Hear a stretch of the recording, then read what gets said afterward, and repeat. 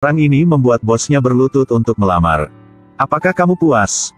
Lalu, lelaki sangat menyukainya. Maukah kamu menikah dengan aku? Tidak. Setelah dia memohon dan memohon, dia akhirnya menunjukkan senyum puas. Dia hanya asistennya. Bekerja selama 2 tahun, tidak pernah ada hari libur. Masih harus menerima tugas kapanpun. Bahkan jika rasa kopinya tidak pas, dia akan dimarahi. Dan gadis itu adalah pecandu kerja yang sangat ketat tanpa belas kasihan. Orang-orang di perusahaan menghindari melihatnya. Hanya hari ini bos tiba-tiba memanggilnya. Visanya akan segera kedaluarsa sehingga dia harus kembali ke rumah dan kehilangan pekerjaannya. Pada saat itu asisten datang.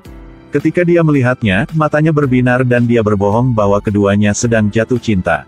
Karena Andrew memiliki pendaftaran rumah tangga setempat, menikah saja dengannya dan Margaret tidak perlu pergi dan hilangkan kerjaan ini. Dilema pria ini hanya bisa berpura-pura dengannya. Berita itu dengan cepat menyebar ke seluruh perusahaan.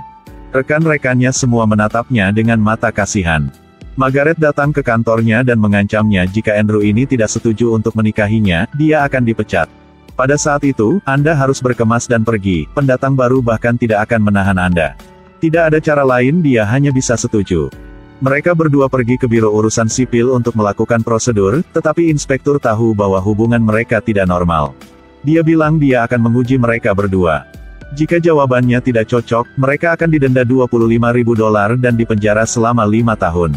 Dia terkejut tapi dia masih dengan panik mengedipkan mata padanya.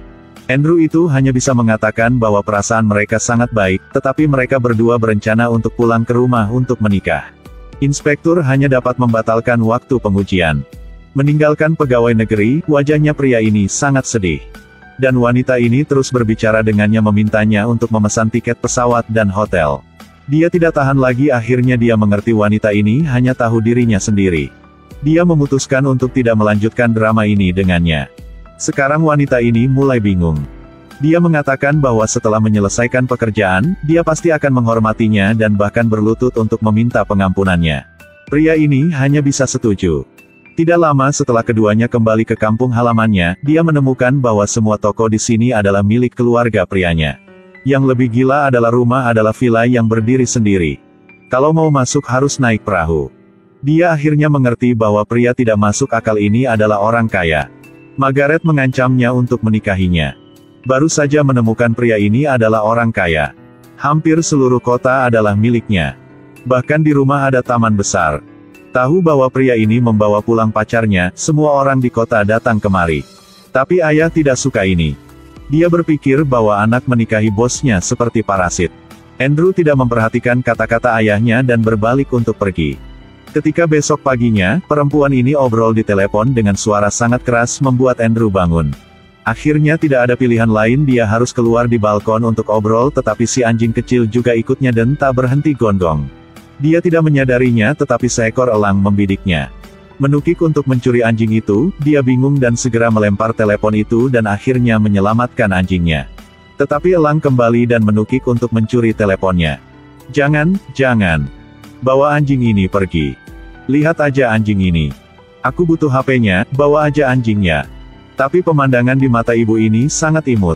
Pada saat genting, Andrew berlari ke arahnya dan memeluk Margaret erat-erat. Jika kamu masih memelukku, malam ini aku akan membuatmu mengucapkan selamat tinggal pada adikmu di tengah 2 kakinya. Mengerti? Sudah cukup jelas. Andrew datang untuk mencari ayah dan ingin berbicara dengannya tentang masa depan. Tapi ayah dia tidak mendengarkan. Ayah tidak mengerti bahwa mengapa kekayaan keluarga, putranya tidak ingin tetapi berlari bekerja untuk orang lain. Andrew mengatakan kepadanya karena itulah kehidupan yang dia inginkan. 2 orang tidak setuju. Sampai ibu pulang, menemukan anaknya sangat marah. Ibu segera bertanya kepada suaminya apakah dia telah membuat putranya marah lagi. Sang ayah tidak sempat menjelaskan bahwa istrinya suruh cepat meminta maaf kepada putranya. Setelah memikirkannya sebentar, sang ayah pikir jika hanya meminta maaf saja tidak cukup. Jadi keesokan harinya dia datang untuk memberitahu putranya kabar baik. Ayah udah selesai mempersiapkan besok buat anak dan anaknya akan menikah. Oh no. Selama pernikahan, pengantin wanita tiba-tiba memutuskan pertunangan. Karena pernikahan ini hanyalah sebuah kebohongan. Belum lama ini Margaret adalah bosnya. Ketika tahu visa dia telah kedaluarsa dan akan dipecat oleh perusahaan. Untungnya, asisten setuju untuk menikahinya biar bisa keluar dari situasi ini. Margaret pikir dia hanya berpura-pura depan orang tuanya Andrew untuk menikah secara sewenang-wenang. Begitu mereka mendapatkan pendaftaran rumah tangga, mereka langsung bercerai. Tapi dia tidak menyangka orang tuanya menganggapnya nyata. Mereka membawakannya sarapan pagi dan mereka membawa Margaret untuk membuat gaun pengantin. Nenek bahkan membawa pusaka keluarga untuknya. Margaret menolaknya tetapi nenek memaksanya untuk menerimanya. Nenek hanya ingin memberi kalian hadiah yang kecil. Karena aku tahu aku tidak akan bisa pergi bersama kalian selama sisa hidupku. Dia terus menggelengkan kepalanya, air mata mengalir. Nenek bertanya kamu kenapa?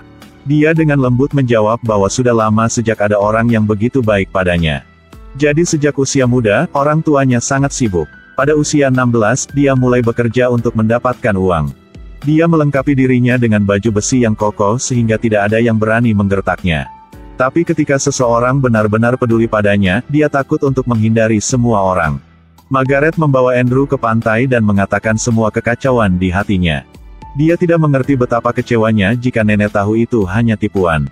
Andrew bilang itu bukan salahnya. Margaret menjadi sedikit bersemangat dan melepaskan tangannya. Dia panik dan meraih setir baru menemukan tiang sinyal di depan, sayangnya Margaret jatuh ke laut. Dia menoleh dan menyuruh Margaret untuk segera berpegangan pada tiang sinyal dan datang untuk menyelamatkannya. Margaret menggigil kedinginan. Andrew segera mengenakan bajunya dan memeluk Margaret seperti seorang suami yang peduli dengan istrinya. Pada saat mereka berdua sampai di rumah, ayah tahu segalanya. Jadi inspektur udah ke rumah. Ayah memberinya satu kesempatan terakhir untuk membuktikan bahwa pernikahan ini dipaksakan olehnya, jadi Andrew tidak perlu masuk penjara lagi. Tanpa berpikir, dia memilih untuk melindungi Margaretnya. Tapi tiba-tiba di pesta pernikahan, Margaret mengatakan yang sebenarnya sendiri. Dan mengambil semua kesalahan pada diri sendiri. Setelah mengatakan itu, dia berbalik dan pergi. Nenek tidak tahan dan pingsan. Semua orang bergegas membawa neneknya ke pesawat. Tapi tidak menyangka nenek hanya berpura-pura sakit. Mengapa ibu berpura-pura terkena serangan jantung? Aku gak tahu harus omong apa lagi. Ini satu-satunya cara bagiku untuk membuat kalian berdua diam dan ikut denganku untuk menjemput menantuku. Karena dia dapat melihat bahwa cucunya sangat menyukai gadis itu. Tidak lama kemudian, Margaret kembali ke kantor untuk mengambil barang-barangnya. Kartonnya sangat berat tapi tidak ada yang mau membantunya. Pada saat ini, Andrew sampai juga semua badan bau. Berjalan dan mengakunya. Dia benar-benar tidak akan membiarkan gadis yang dia cintai diusir dari negara ini. Morgan. Maukah kamu menikah dengan aku? Dalam film ini ada adegan, dia berbaring di tempat tidur besar. Mengatakan dia tidak ingin orang lain melihat semua tato di tubuhnya dan orang tuanya meninggal. Pria ini tidak mengatakan apa-apa untuk waktu yang lama, jadi wanita bertanya padanya. Kamu masih ada di sini kan? Aku di sini. Tenang saja. Kadang-kadang kita hanya perlu mendengar kata-kata itu. Aku di sini.